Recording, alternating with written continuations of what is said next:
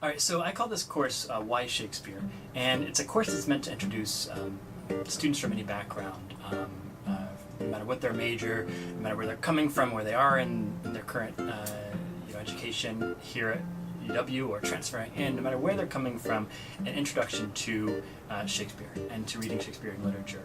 But along with that, the question is, why should we need to have an introduction? Why do we think it's important to read Shakespeare?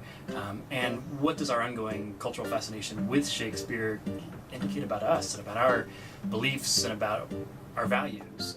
Why choose this course? I think, one, you'll love Shakespeare and you just really want to read and reread and think about Shakespeare, because I strive to make it go deep enough that those who really have a lot of knowledge can still be grabbing new things.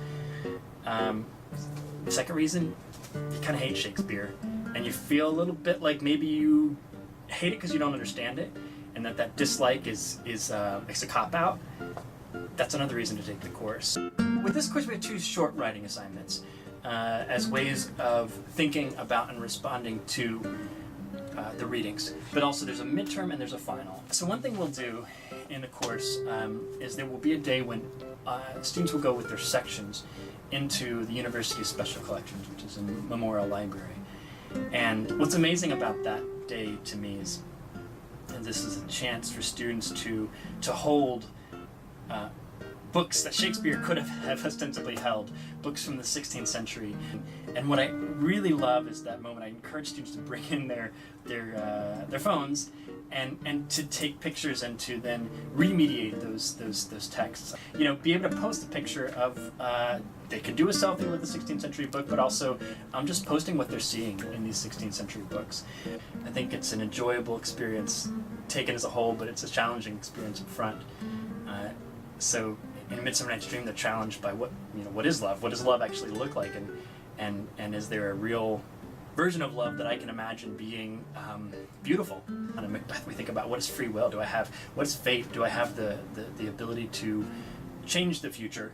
Am I an actor in someone else's play, or am I an actor who has power to change the scene? In Henry IV, Falstaff really challenges us to think about why we even try. Why not just give up every day?